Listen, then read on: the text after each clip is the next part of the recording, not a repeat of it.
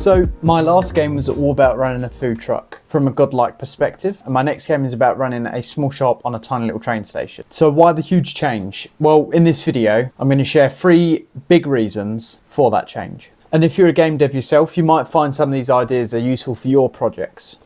Now, don't get me wrong, there are some similarities in the games, like the customer queues would be the same, the financing behind the game would be the same, but other than the genre, they're basically chalk and cheese. They're completely different. In the old game, you bought stock through UI. In the new one, you'll actually physically go there and purchase it.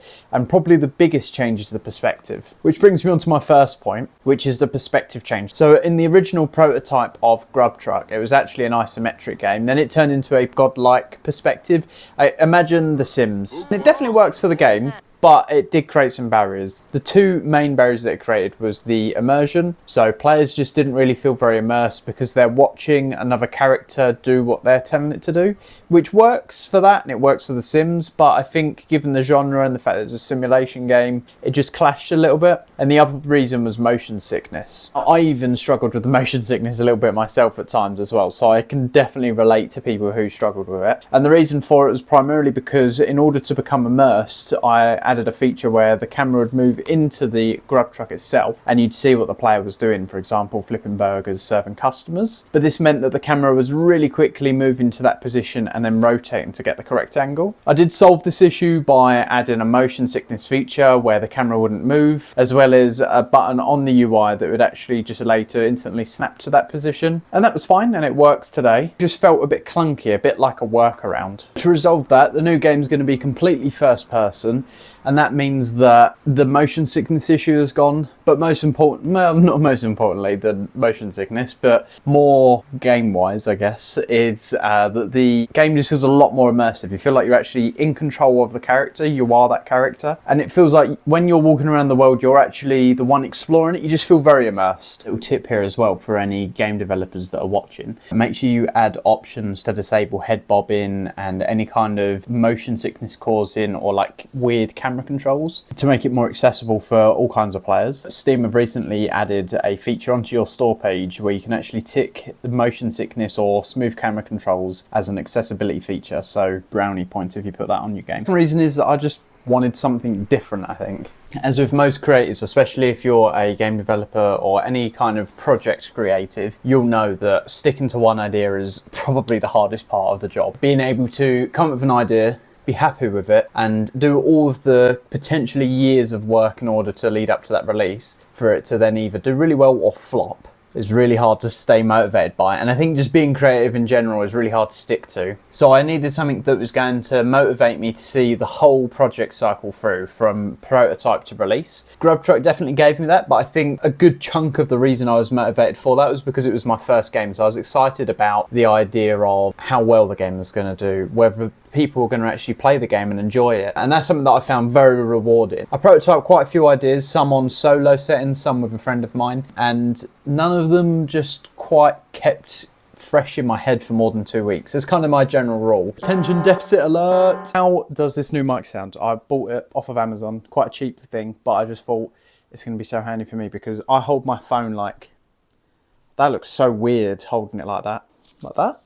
Hopefully you know what I mean. But sometimes it blocks the mic on the phone, and I'm just hoping that I can film further away without having to worry about it.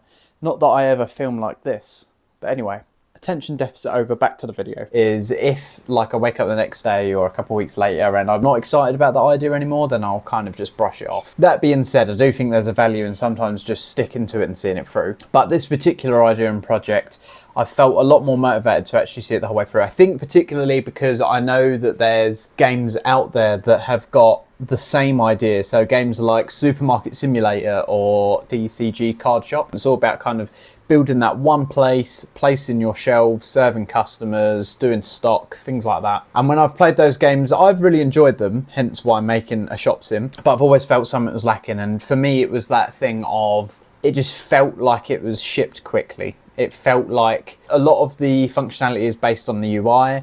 There's not like an immersive experience, and that's what my new title aims to achieve. It's going to have a shop sim game, but making you immersed in that village that you're also in, called Willowbrick Halt.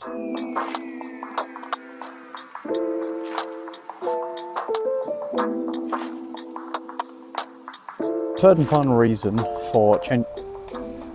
My dog's just done a poo, one sec. Anyway, so my third and final reason, with GrubTruck, I didn't do any modularity. So like 95% of the code that I made was tailored specifically for that game, which obviously worked well because it meant that the code did what it needed to do, but I couldn't then reuse hardly any of it. So what I'm hoping is with this shop idea, there's a lot more specifics I can go into in terms of like the type of shop, the location, even the genre of game if it revolves around a shop. So what I'm hoping is that by switching this genre, he's really running circles around me today, is I can essentially resolve that problem by being able to reuse assets that I've already created. It is now doing a wee. I'm making most of the code and the 3D assets into their own independent Unity packages. This is hopefully going to kind of hit two birds with one stone, or whatever the saying is. It means, oh for God's sake, it keeps spinning around. It means for one that I can reuse all of the packages independently, so like they won't have any dependencies on other packages or assets in the game. So even if I completely change the genre game, for example, I might reuse the AI package that I create for the game into another game where I'm using AI, which is really useful. Also means that I could potentially put it on Unity Asset Store, Unreal Store or Itch and places like that, obviously to help other game developers out, but also like from a business standpoint, it's potentially another revenue stream, which in our world is obviously always great. Do you have any packages that you would, that was very close then, apologies, they keep spinning every time I start recording. If you have any packages that you think you would find really helpful, for example an AI package or even 3D assets, things like that, do let me know in the comments what you would find really helpful for your project, and I'll write it down and see if it's something I could potentially make using my project and then give to you. I thought this would be a cool angle, but it's actually in cobwebs, so never mind. There's a dog just behind me with their owner, and I shit you not, it looks exactly like the dog from GTA 5. I know that's a funny thing to say because obviously it's a real dog, in like as in the game's based off of. But yeah, I don't know if, oh no, he's walking my way, I can't film him, that'd be a bit weird. I've never noticed how awkward it would be to film in public. Like I always thought my dog walks were really quiet, but it feels like there's now everyone here. My dog's peeing again, for Christ's sake, buddy.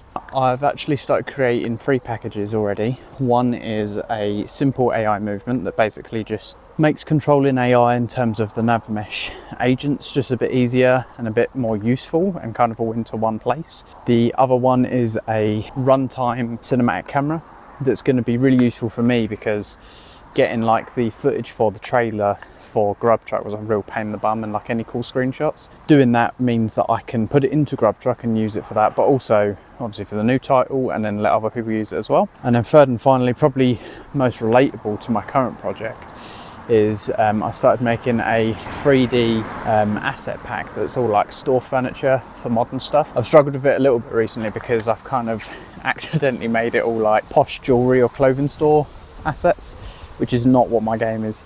But I'm going to look into making it like 2 different styles, I guess.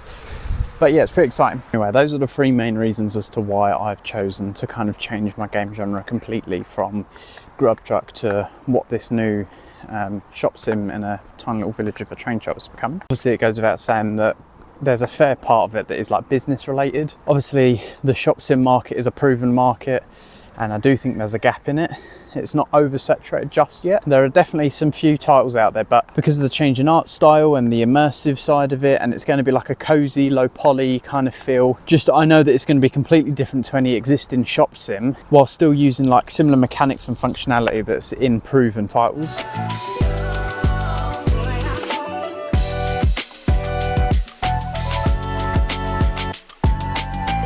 So that's the 3 main reasons as to why I've shifted from GrubTruck, a food truck simulator, to my new project, which is a shop sim set in a small train station. It's given me a fresh perspective. It will provide more immersive gameplay for the players, and I'm purposefully going to create systems that will grow with me and allow me to give some tools to other developers, whilst potentially create another revenue stream. So in theory, it's a win-win-win situation, but in practice, who knows? But definitely stick along with me for the journey, because who knows where it's going to go. I hope that sharing these ideas and reasons has given you some some inspiration on your projects, whether it's game development or just general life or small business, whatever it is. I hope that it's given you some ideas as to how you can maybe rethink a situation that you're currently in. So thanks for watching, and do be sure to join the Discord to keep up to date on how everything goes and the new game and the packages and things like that.